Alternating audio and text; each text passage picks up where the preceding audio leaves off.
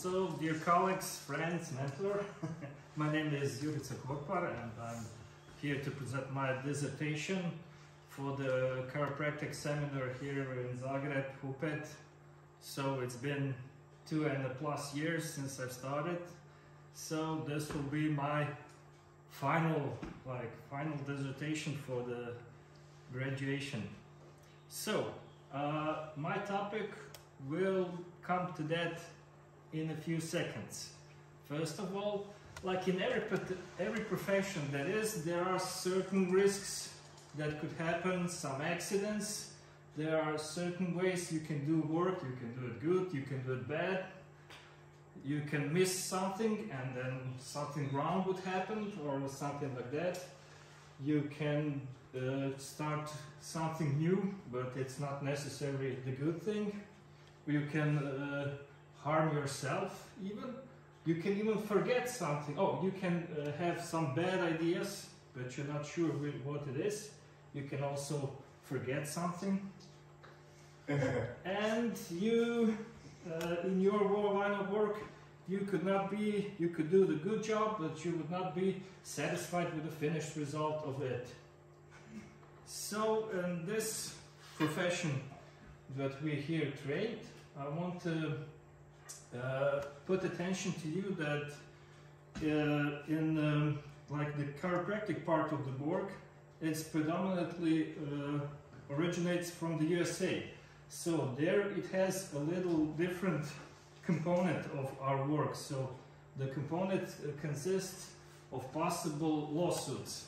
So lawsuit would come from spine manipulation, and I found some work that was written, and the topics or the main terms that were used were chiropractor, spinal manipulation, and medical malpractice. So the American law is a bit specific because of they want to point out the specific thing that they want to put attention to. So in this particular use of the word medical malpractice, there was like 93.8 allegations involving spinal manipulation. So the positive outcome for the practitioner in this total lawsuits were like 70% in the favor of defense. In the patient, the victory was 20% and the settlement was around 8%.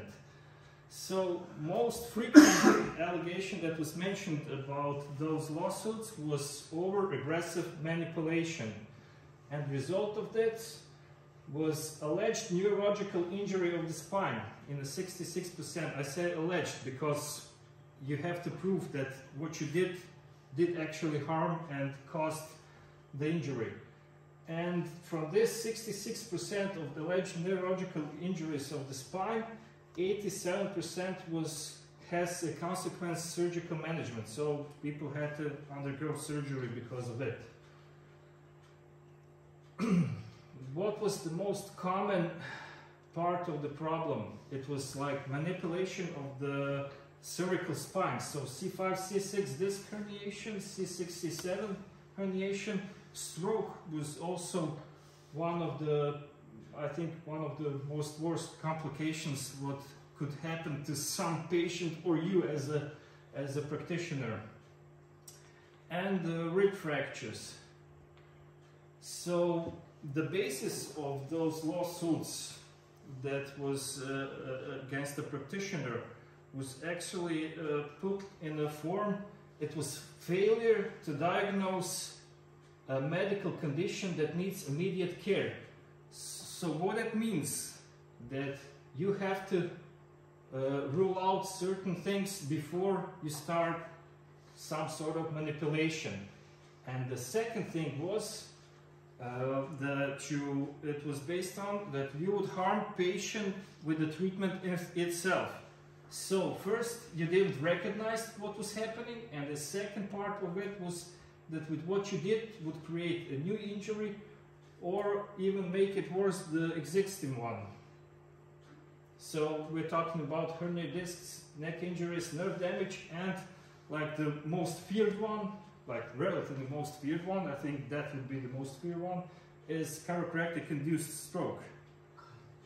So this is what I found online, like when I searched through some law firms in America. This is what they offered potential clients. What is their interest they could base their lawsuit on. So the broken ribs are herniated disc, nerve damage. So the last part is also not interesting, like informed consent. That was to me one of the things that I do in my practice. Definitely informed consent, that patient signs what you're going to do. And sexual harass, that's also a big topic. So this brings me to my topic of the day, and my topic of the dissertation is red flags. So we should start, like I will present you. So what are the red flags in our profession, our line of work that we want to do? that are some sort of signs, conditions, or which we have to recognize, that it would tells us that patient may be seriously at risk. So to recognize that, we have to understand what we're going to do and what we search for, and we have to be aware that the story is more complex than we think, because the underlying conditions or disease, we have to find them before we treat them. So someone comes, he has like neck pain, but you have to try to find out what's the real cause of the neck pain, and should you treat it or should you treat it not. So what I wanted to present to you today is like how to identify those common red flags, so we wouldn't finish like some idiot. And the next thing what you need to do as recognize some red flags is to refer the patient to medical practitioner of profession, which would need to resolve if you don't know how to resolve the problem or to find the underlying problem. So like already the World Health Organization had in 2005, I found that they already did the topic for the red flags for the spinal manipulation, and there's a whole bunch of things which you have to consider before you even start the manipulation. I won't go through this each by one, because it's actually, if you can see some of the symptoms, it's actually you have to treat. So what is important that you do not even do the aggravation of these symptoms during manipulation, and do not do improvement or worsening of the symptoms. So you have to assess whether your patient would benefit from your care. So what are the tools that we have to do that? One of them is clinical history. So if it needs, you have to interrogate your patient very aggressively to remember everything that you can and that he can, and he or she, and what is relevant to you. The next tool is physical examination. That's one of the most important parts, and this is what I want to base this dissertation on. Not on this examination, but something like that. And one of the most, how do I see, oversight things is the follow-up investigation. As Doc would said, do your paperwork, because if you find yourself sometimes in the court, the paperwork will save you, or be your doom if you don't do the right. So when you took in considerations all of the tools, what I would like you to understand or to get a message from this dissertation is when to fold even if you have a good pair of nines, even when you think you could help someone with what you do, but don't. So, a part about the clinical history. Also, the World Health Organization did its job, and it defined the absolute and relative contraindications for the manipulation. So I did put like this table of shortly of what are the most absolute indications to not manipulate before these things are not excluded. So even though there are a lot of things here, but you could exclude most of them through the clinical history.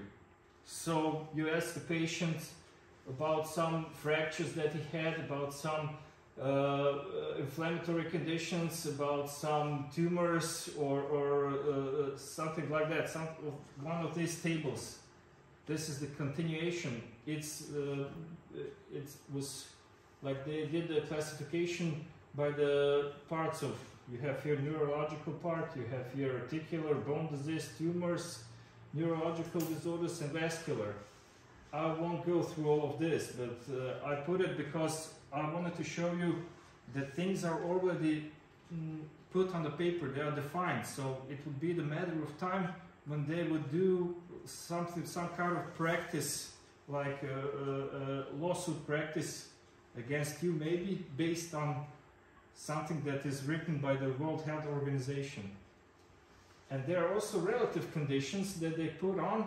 You have to take into consideration, because when you look at some of the relative considerations, is like you see, where is it? Like acute whiplash. You won't treat acute whiplash, but you would treat a whiplash after 3-4 months after. So you have to understand. So acute vertigo. So you also, vertigo could be a consequence of the cervical spine problem. So you have to take all the considerations in the picture. Another tool, as I said, is the physical examination. The physical examination is done through observation, palpation, and some pre-manipulative tests. So I will present it today. What I think is most important here for you is these pre-manipulative tests. So for the observation part, that's nothing much to say. So you have to look at those non-musculoskeletal parts like vital signs, skin, head, cardiovascular, respiratory system, like their BP, how they breathe, how their blood pressure is. Check for the abdomen, maybe for some masses, palpable or pulsations. And what you do in your practice, you should look for the signs of trauma or inflammation. That's skin visible. So when someone will say, I have a bad neck or a leg, I fall a few days ago, and you see a hematoma, or he has a pain that has a redness or swelling, that's also a contraindication not to do before you treat those as appropriate. Palpation, about the palpation, what can I say? We already learned that from doc. So the type of palpation should be static and motion, considering the joints. So there are some pre-manipulative provocative tests. So what do we use them for? They are like screening protocols. So we use them to identify the red flags among the sea of symptoms or conditions. But there is no problem also with those tests, that they have high rate both false positive and false negative results. So it could be or it could be not. But that is the point of this.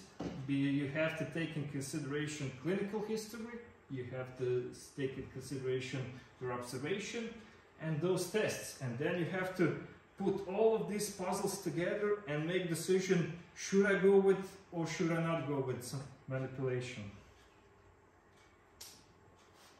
So something that is also defined, what happens when you do the spinal manipulation. This is a table that shows us what the patient would complain about. You can put them into mild and moderate and to serious. So usually they feel some localized discomfort, or in the first day or what, maybe increased pain. But what we have to understand, that these symptoms, they do happen after your manipulation, but you have to consider and do the paperwork and write them down and follow them up, so what happens with them, so you would avoid complications that are defined as serious, which would the most serious one would be death, naturally. And then a little bit of also statistic or luck. How do you feel lucky? So in our practice, this statistic says that if you manipulate 10 million people, you will probably kill 2.6 people. Around 3 people you could kill or will kill. So don't be... per 6 million or 8 million? Per 10 million. Per 10 million. Yeah, yeah. Well, you have to go to the number of 10 million, so it's like throwing the dice. So what will happen? But it could be your first one. Yeah, it could be your first one. That's why I put the dice, so you feel lucky. Okay, so I will come to this part where we conduct tests. So what the test tells us? The test would show us to help us to identify those underlying causes of the symptoms, and based on them we have to do the calculation, math, do your instinct, whatever, to rule out the risk of undue injury to a patient, and afterwards determine the safe and appropriate treatment plan. So the treatment plan could be just fold up, do nothing. That's the option also. So we come to this part where I'll find in the literature a few tests based on the part of the spine as we go: cervical, thoracic and lumbar. So the cervical spine was the part of the where the most of the patient complained about the manipulation, as you remember. So it was like disc herniation, one of them, and it was like also the chiropractic induced stroke. That's the term they also used. So with the cervical spine, there are also some red flags that are predefined already. What would be some of the conditions and what you would pay attention to? So cervical myelopathy is one of them. Cervical myelopathy is a group of signs or symptoms that could be due to the mechanical pressure of herniated disc, or due to some organic disease involving brain stem or medulla or spinal cord.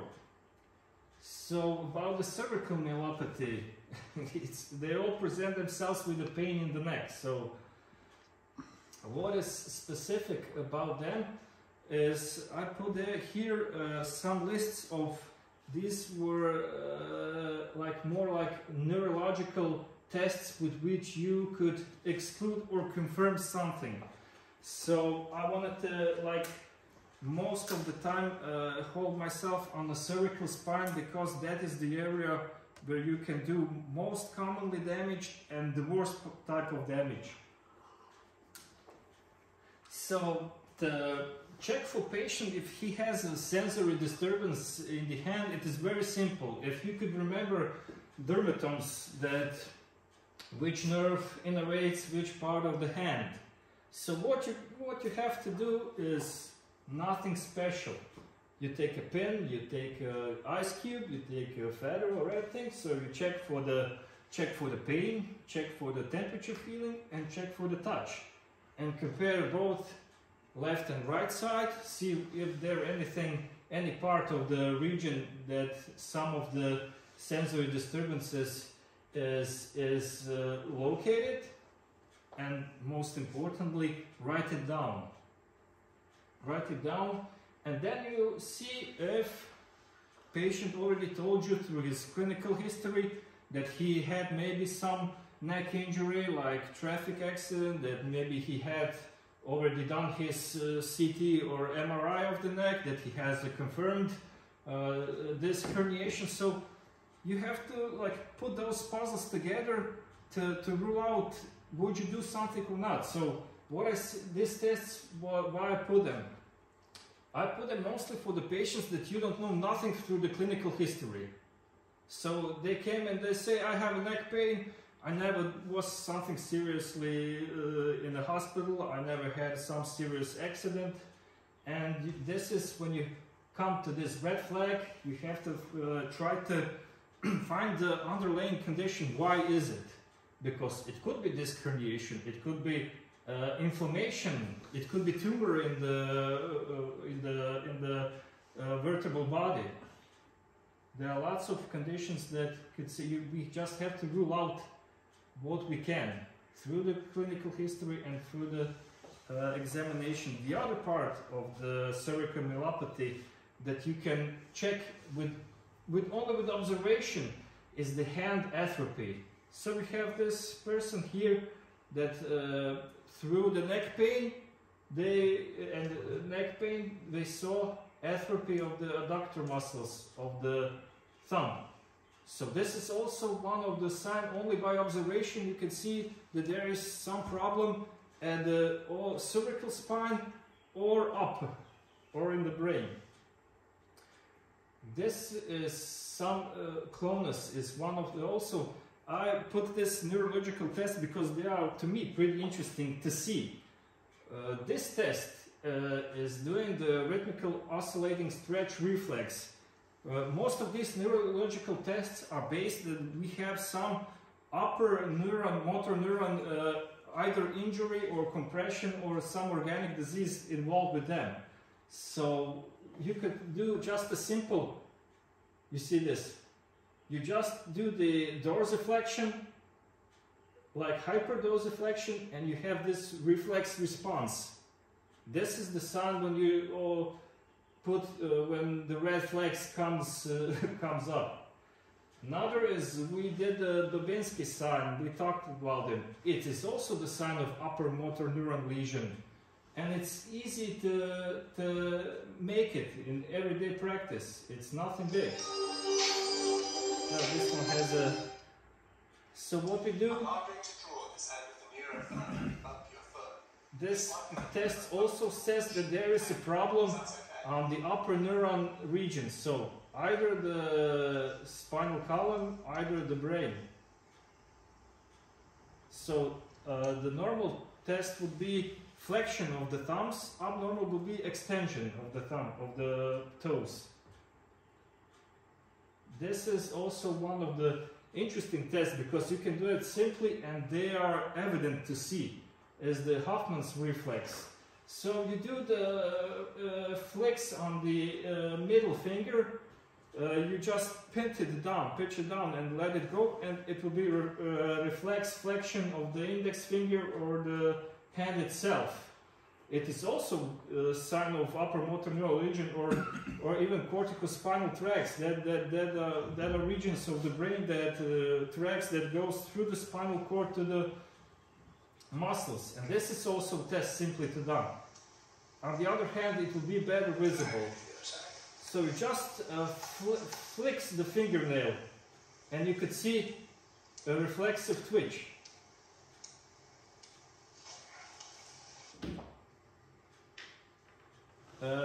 You could see at your patients as they approach you, you can see how they walk. Unsteady gait is one of them. So steady gait would be like normal walking. Unsteady, if he would be unsecure on his feet, he would like be feet wider than his hips and walk. These are some types of gait that they represent themselves. So this is also one of the puzzle that you have to take into consideration. If patient told you, I have a Parkinson's disease. Okay, you have a Parkinson's disease, and that's just a second, you have a Parkinson's disease, and I know this is why you're walking like that. So you rule out some other condition that could be related to the unsteady gait. This is also one of the tests that to me is also fascinating, but if this video to me is very good because you can see at this patient several things just by inspecting this video. So you already see that he has a muscle atrophy.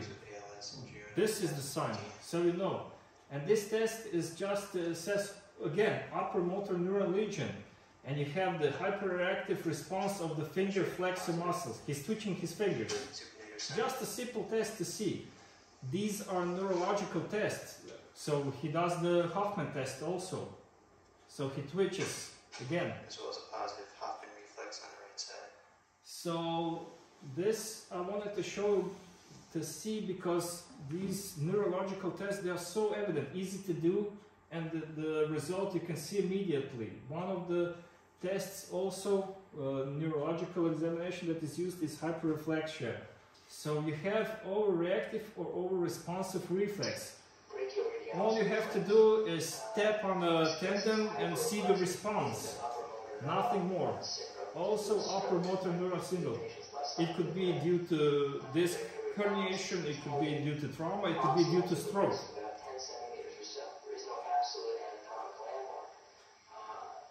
So what you will see this brachioradialis reflex, it is over-responsive.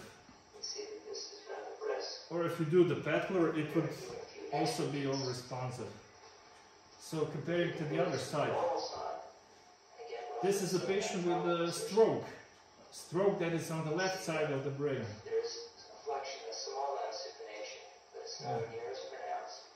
So this is, I wanted to conclude this neurological part. It's not necessary for you to do. I just wanted you to see them, how things could simply be evident if something is wrong.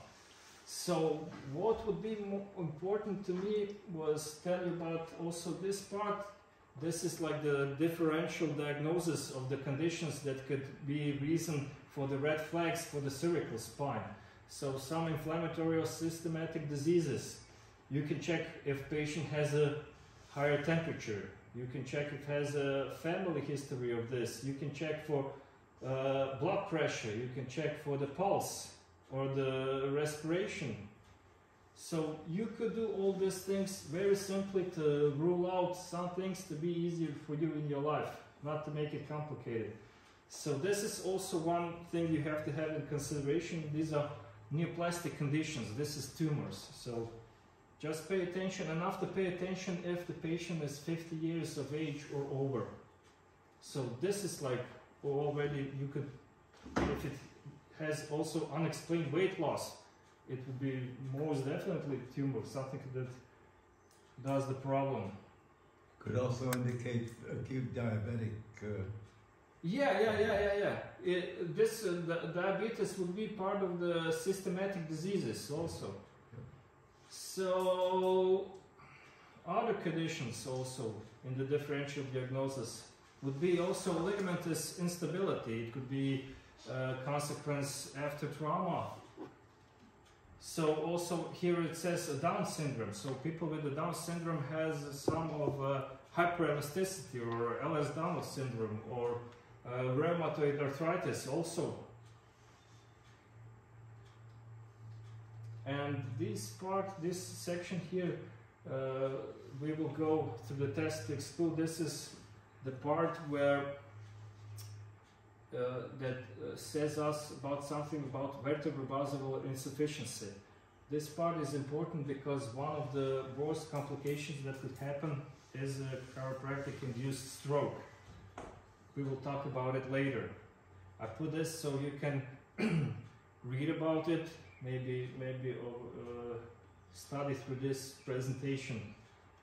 So this part is where I think would be the best for us, and we already did most of the things here, everything of this we already did, and Doc showed us in one way or another. So tests for assessing the serious pathology in the cervical spine. I found 4 tests that were mentioned that it would be like enough for you to perform to exclude some of the serious conditions. So vertebral artery test is also one thing. All of these tests, be careful as you're performing them, because you can make things even worse. It sounds scary. Yeah. Okay, vertebral artery test. So we all know where the anatomic position of the vertebral artery is, and by manipulating the cervical spine you will for sure stretch it on the one side and maybe pin it on the other side. And the vertebral artery is one of the major blood vessels for the brain, and the consequence of this would be stroke. So for performing the vertebral artery test, you can do supine or lying position. You slowly and passively extend and or rotate the patient's head and neck to the maximum range of motion. So I put all videos for each test so you can see. The videos maybe are not the best quality, but I put the videos that are the most short with a little bit of explanation. So when we put the position of the patient's head in the maximum, in extended and rotated position, sustain this position for minimum 10 seconds or even more.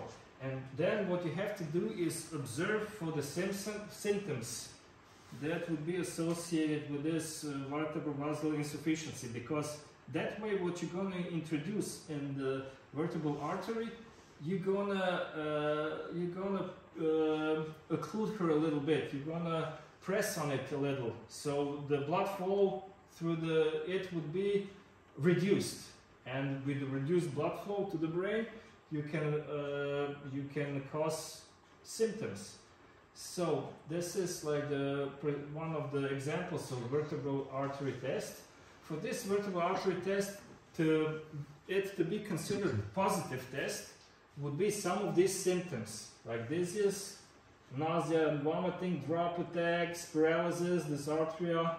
I put all of this for you so you can study on it for each of these symptoms as you wish.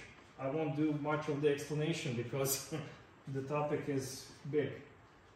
So the example of this vertebral artery test and the positive signs or the positive test tell us that there is some sort of vertebral artery compression or occlusion, and it would not be recommended to do manipulation. This is vertebral artery test. Test of the integrity of the vertebral arteries. As I said, through the transversal foramens, the vertebral artery goes. Assisted to extend the cervical spine to end of range. Following this, the upper cervical joints are taken into silent. So in this position, here would be the compression occlusion, and on the other side you would stretch it. 30 seconds, or until symptoms appear, and in this case it is stopped. Yeah. The test is positive if there is presence of vertigo, nystagmus, visual disturbances, and lightheadedness. So, but also, that's what I wanted to tell you. It's also the symptoms that we treat with the spinal manipulation. So this is where we have to understand or try to, try to recognize things what should do or should not do. It's not easy, but Doc for sure knows, he has enough experience. The next test that I found for it was a sharp cursor test. So this test, I found a picture of modified test, is actually based, it performs like when the patient is seated and you stand in the lateral side of the patient, you put one hand on the patient's forearm, you put the thumb and fingerprint and press up, gently hold the spinous process of the C2. As the C2 vertebrae, it has a transverse ligament, and when I mentioned the ligaments, so this test also, this test then would show us the stability of that ligament. And what you do then, the patient slowly flexes his head, puts his head to the chest, and then you introduce translation, or you push the forehead to the back as you push the spinous process or hold the spinous process. So this is the example. I will show the video. And the positive test for sharp pursue is sliding motion of the head in the posterior direction. The patient could feel click or clunk sound in his mouth because the C2 vertebrae, specifically dense or odontoid of the C2, is right at the level of the mouth.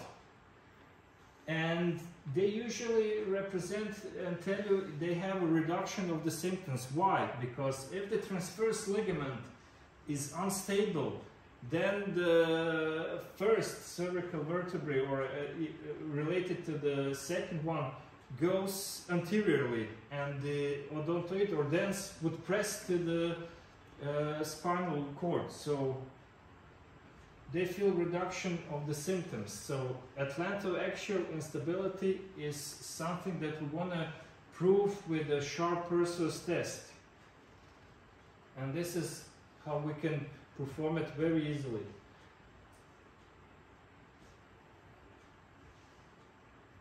So we put on a patient, it says forearm, or important is to find the spinous process of C2, which is most prominent, and fix your thumb on it, and then translate or move head in a posterior direction. And you can feel like if the head has more sliding movement in the posterior, and then feel like they say, feeling like a click.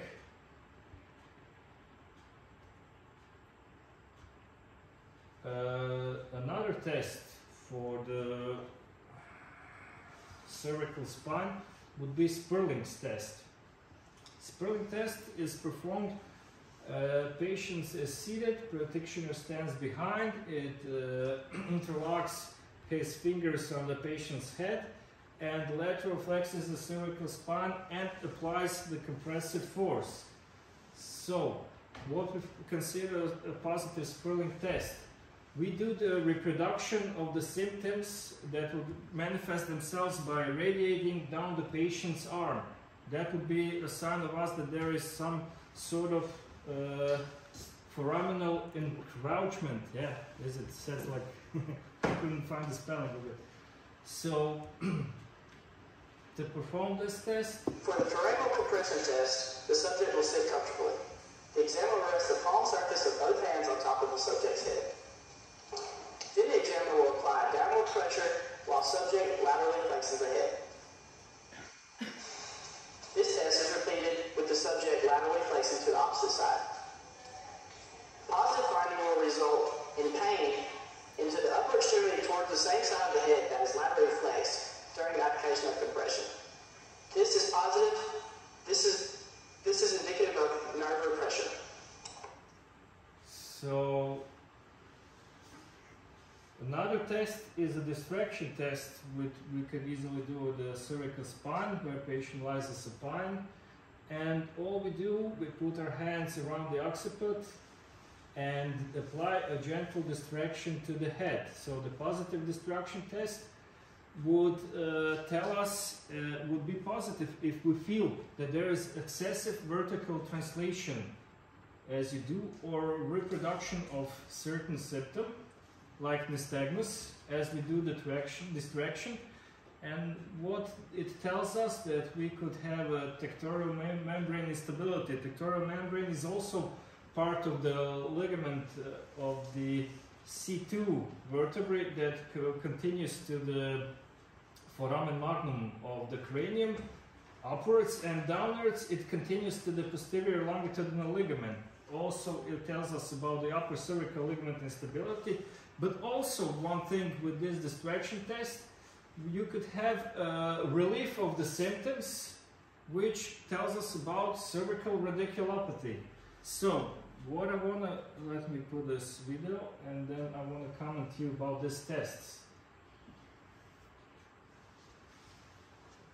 The cervical distraction test is used to evaluate the contribution of cervical radiculopathy to patient symptoms. To perform this test, have the patient lying in a supine position. Place each hand over the patient's mastoid processes while standing at the head of the bed. Slightly flex the patient's neck forward and pull their head towards you, applying a distraction force at the posterior of the head. Alternatively, this test can be performed in a seating position. A positive test is when the patient's symptoms are reduced with traction.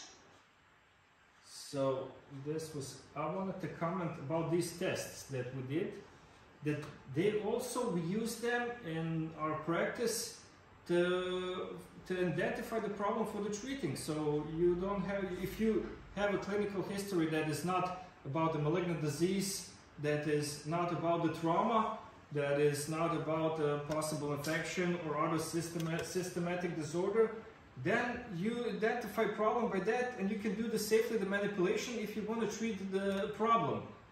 So these tests are not only to put you out the red flags. Red flag would come only from this test, only because of one reason, because you don't know if the patient in his clinical history had any disorder, trauma, or anything that would underline the other cause of problem than what you think that it is.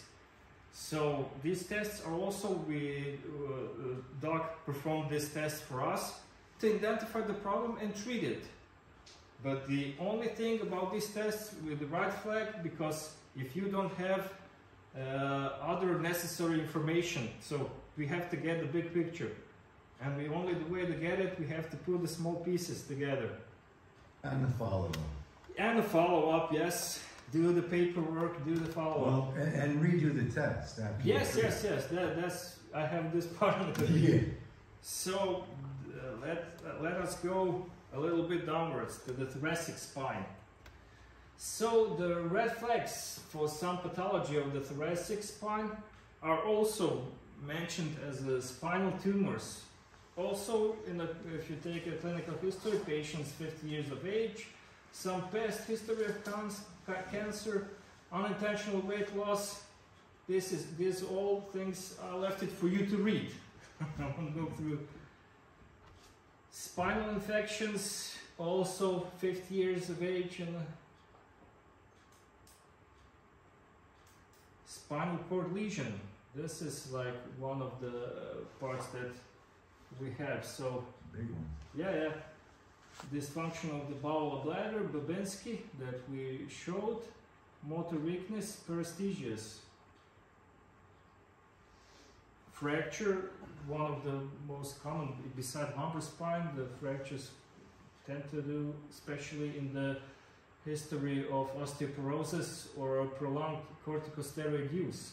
Patients greater than 70 years, they all have, I wouldn't say asymptomatic fracture of the vertebral body, but in some point it happened. They didn't even pay attention to it, so you never know. Arthropathy, also patients like less than 40 years of age. Important thing is morning stiffness, longer than 1 hour. You know, they need a time to get things moving in the morning. Some vascular and neurological pathology, and again the physical examination for the thoracic spine, what you can do. I found these 4 tests for the thoracic spine for you to perform. So I found in the literature that I was going through, and online they have different names for this test, so you just have to find what you're looking for. So cervical rotation lateral flexion test. So what do we do in this test? So we put a patient in a seated position, you as an examiner are behind, and you passively rotate maximally head away from the affected side. So if this is the painful side, you rotate, if it's the right, you rotate the head to the left. And then you want it to laterally flex, so you want to pull the ear to the chest. And what this test tells us, what would be the positive sign for this test? Positive sign would be inability to laterally flex the head. So it would be a great resistance to flex the head toward the chest. And what does that tell us? That tells us that we probably have the first rib hypomobility with the patients with brachialgia, and the problem wouldn't be the cervical spine. So it would not be necessary to manipulate the cervical spine because of this problem. Or you would manipulate cervical spine because of brachialgia and you wouldn't have reduced symptoms, or so you, in the next checkup list, you could see, oh, I did him that last time, but there is no difference in what I did. So this is how they perform this test. The cervical rotation lateral flexion test is performed with the patient in sitting. During this test, the patient's head is passively and maximally rotated away from the painful side. In this position, then the patient's head is laterally flexed. A positive test is an inability of the patient's head to laterally flex in the maximally rotated position. So we have this hypomobility of the first rib and also the thoracic outlet syndrome. I think Flavio has one, if you remember Flavio.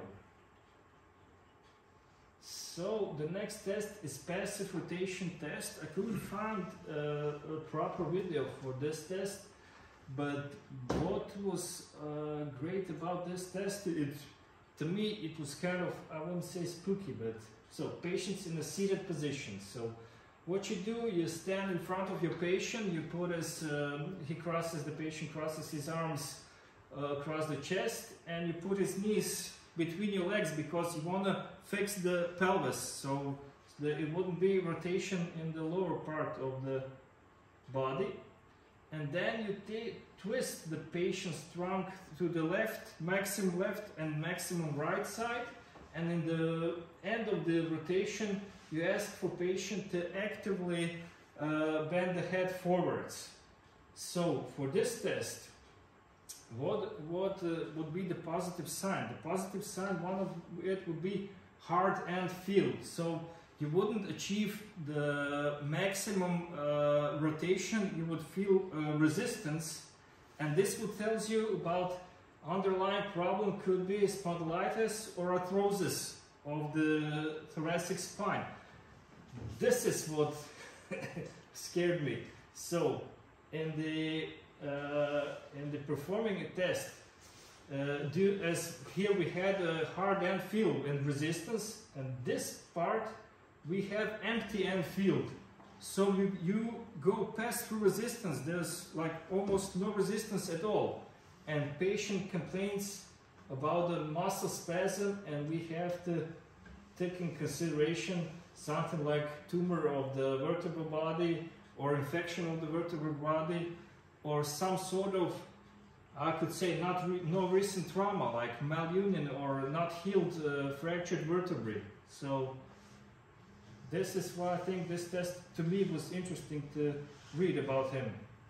And also, as we said, at the end of the rotation we asked the patient to actively flex the head. By actively flexing the head, we can provoke the dural sign. The dural sign would be increased pain as the patient flexes its head. I will refer myself to the dural sign a little bit later. So one of the also simple to do test, and it will tell you a lot, is the anterior posterior rib compression test. So why to perform this test? People could have some trauma recently, or they could have even, once I saw even a tumor in the rib. So it's performed very simple and tells you what. So basically what you do, the patient is sitting in or standing position, you stand laterally or behind the patient, whatever. You put your hands on the rib cage and compress the rib cage, and by pressing the rib cage you can provoke pain. Or so the positive test for the anterior posterior rib compression would be if in the some part of the rib cage would be the rib shaft, or the rib itself would be prominent in one, it says mid-axillary line. So this is the most common part with rib fractures. Pain or point of and tenderness also would indicate you that there could be a rib fracture. Do not manipulate, and the respiratory restrictions due to rib pain. So what it says, possible rib fracture, contusion or separation. But also it will tell you that the rib could be subluxated somewhere in behind, and it would need a treatment for you to do it, to perform the manipulation. So yet again I say we need to have the clinical history, examination and follow-up. So this is a simple example of how to perform. The patient position is either seated or standing. The examiner stands behind or on the side of the patient with the hands on opposite sides of the rib cage. The examiner compresses the rib cage from the patient's side and the pressure is quickly released. The rib cage is then compressed in the anterior-posterior directions. Do not perform this test in the presence of palpable rib deformity or cartilage. The rib could fracture very easily. I know it because I did lots of CPRs and they snapped just like that. Another sign is the Brudzinski sign, or also called as a meningeal sign. And you could say it's, as I said in this passive rotational test, it was like dural sign. So everyone can do the Brudzinski sign.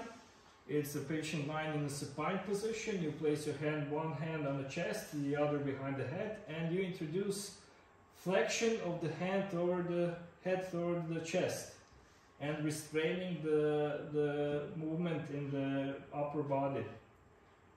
What the Brudzinski sign would be considered positive. The positive Brudzinski sign would do, patient would do involuntary flexion of the hip and the knee.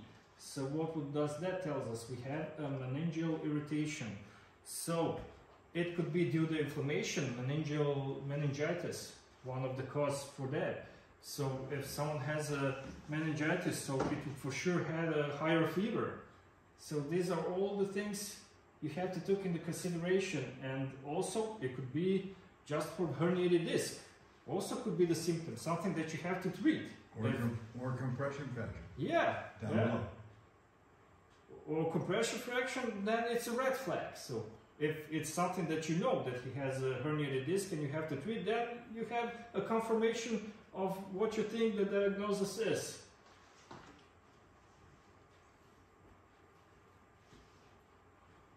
Test is performed simply, and this would be the positive sign.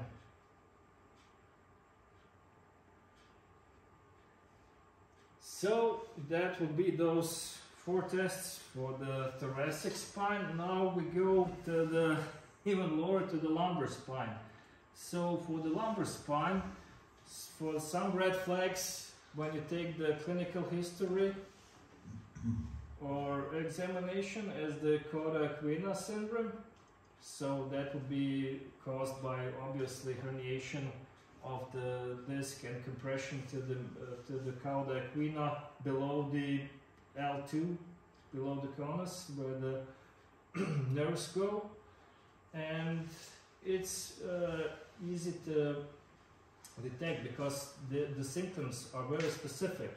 So loss of bladder control, loss of bowel incontinence, also one of the loss of control over defecation, saddle paresthesia, so that is the typical sign, and progressive motor weakness. So this is something that you wouldn't treat, and it would need an immediately operational treatment in some hospital. So we have to address the patient there. One of the also mentioned previously, and it will go through the story all over again, possible cancer also, possible infection as the red flag for the lumbar spine. Also inflammatory disorders. This is also the part that I would like you to study. And some other pathology. These are all unspecific signs, symptoms, or they are very general, so it could be or could be not. So again, physical examination, tests for assessing the pathology of the lumbar spine. I found the straight leg raising test, lumbar quadrant test, and slump test. So let's continue with the straight leg raising test, or so-called LaSeg. This is performed also very simply. Patient lies supine position.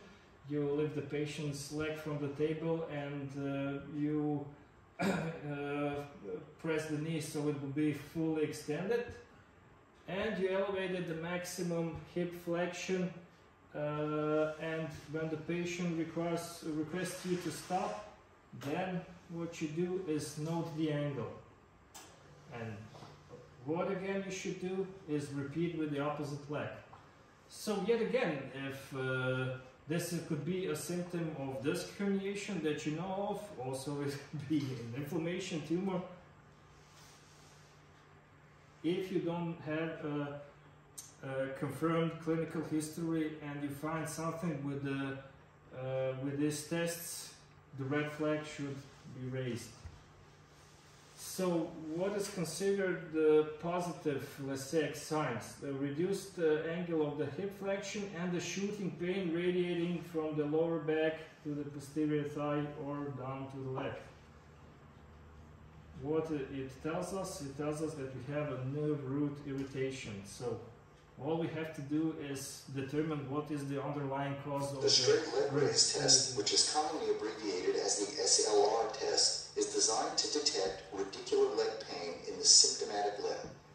This test is also called the straight leg raising test and the LaSeg sign, or the LaSeg's test.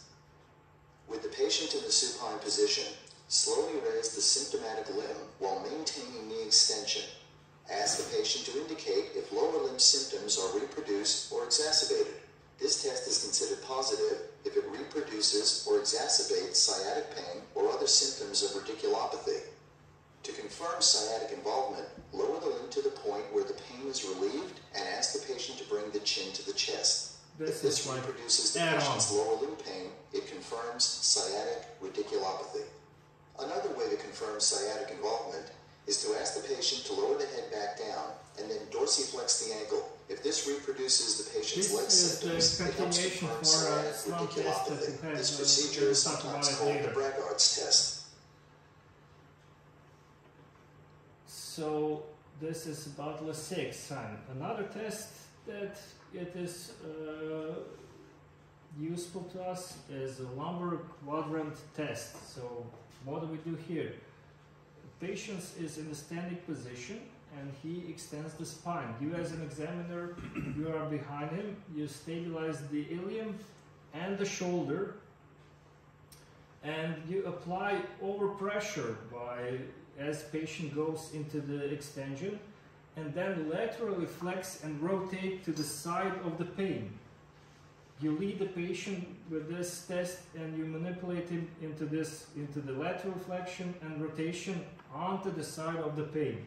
So what will that tell us? Hold this position for at least 3 seconds. So what is considered a positive lumbar quadrant test? Positive lumbar quadrant test will tell us about the pain and numbness in the area of the back or the lower limb. So this is the difference now. Localized pain that is in the back. Localized pain suggests of the facet syndrome.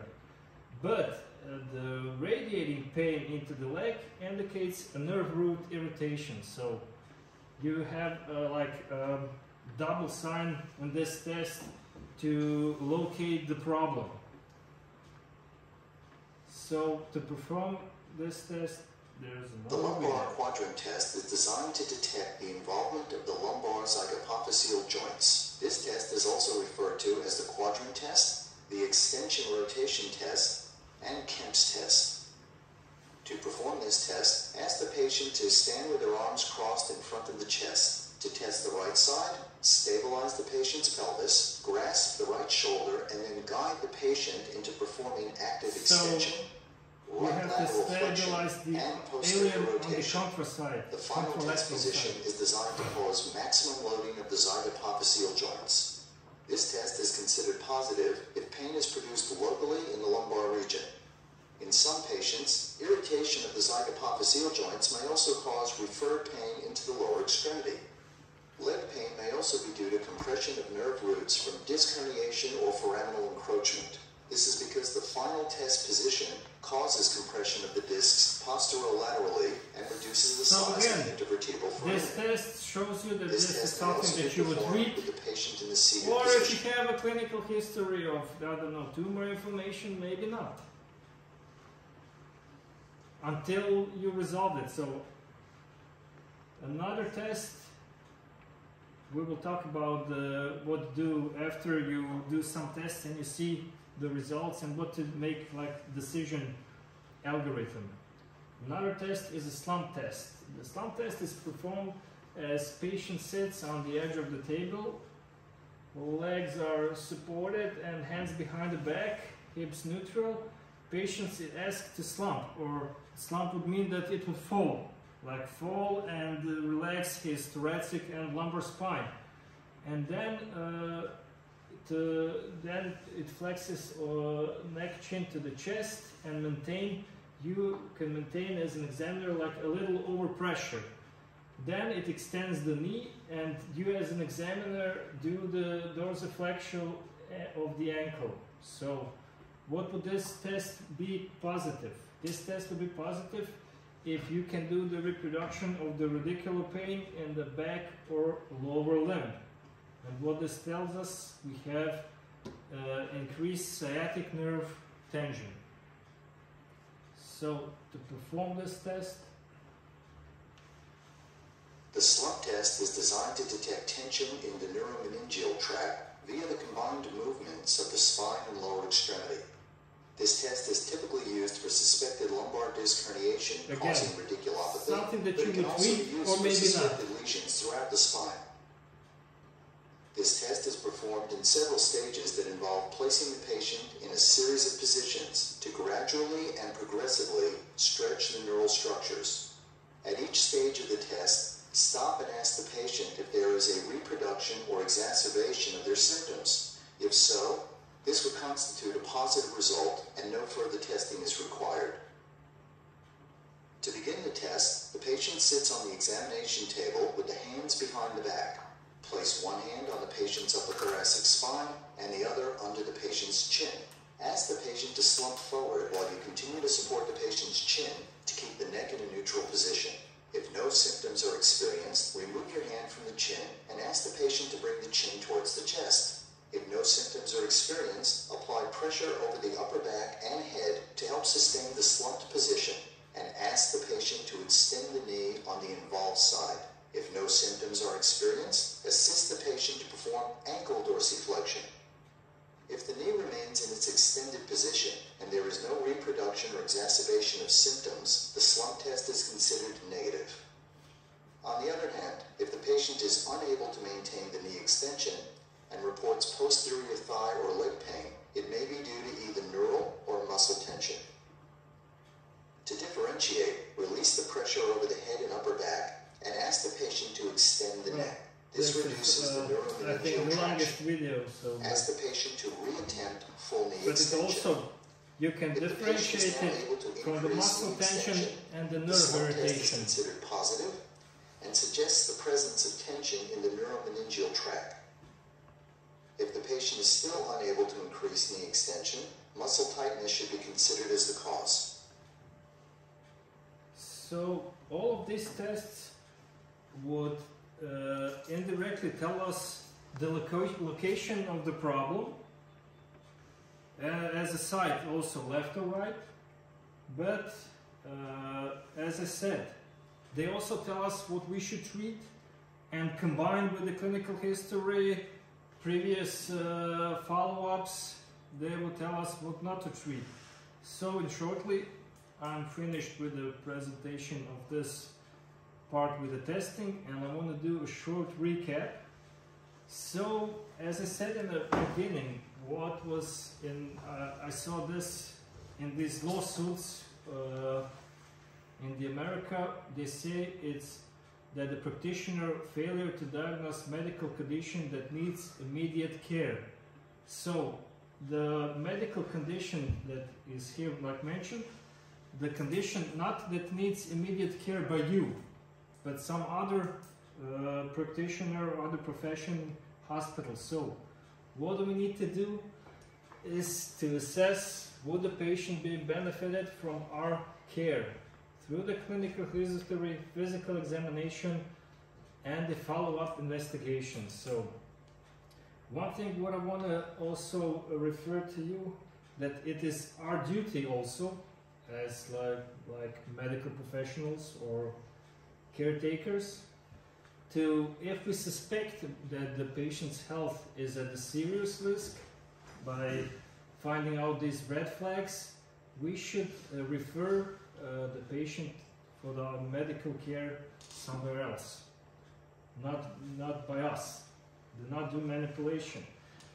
And this is one of the sentences that I found in the book one, that it stuck with me, that we, by being alert to such factors, by taking appropriate action when required. So, by meaning of appropriate action would also mean do not manipulate, don't do nothing. That is also one of the actions. And keeping the proper records, that's why we should write down everything we can. Then we will ensure that our practice is within the legal framework and the scope of practice. So all of these, just to be aware of these things that I presented you here, I hope it will make you better chiropractic caretakers. And what we should do if we found some red flags. I think in this part I want to tell about here the situation in Croatia. I think maybe the best thing that you could do is to talk to the patient and address him. Maybe the best address where he or she should go would be his general practice doctor, general practice doctor. So if we found some of the red flags, inform the patient about it, explain as much as you can, and then refer him to talk with his general practitioner, and probably if he can do some diagnostic tests.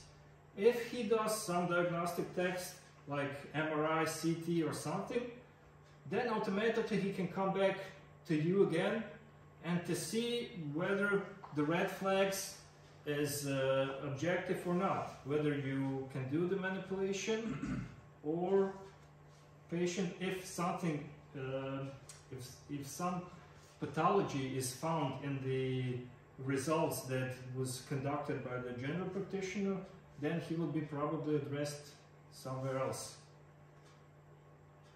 by the general practitioner.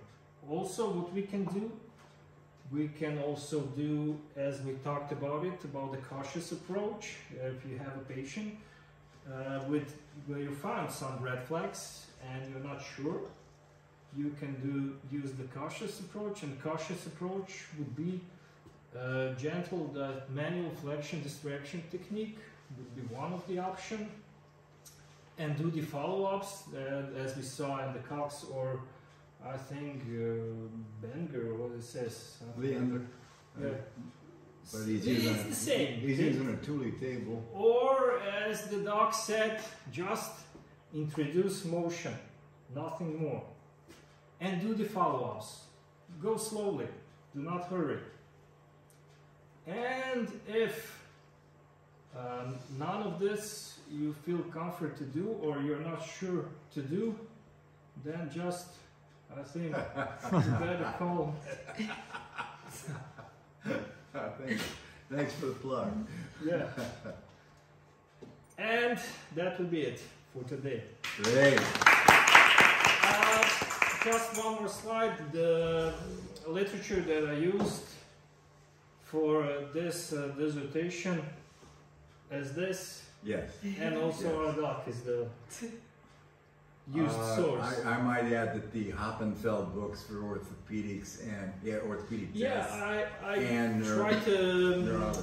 Try to like limit myself not to do too many books. I know, but those, I mean, I haven't read the orthopedic neurology book you have listed. Yeah, this but is the Hoppenfeld? same as the one you have, but this is the newer edition. It's the newer version. Okay, Yeah. That's a great book. You know, and you can get them online. Yep. Yep. That's it, folks. Thank you. Thank you. Thank you. Well, I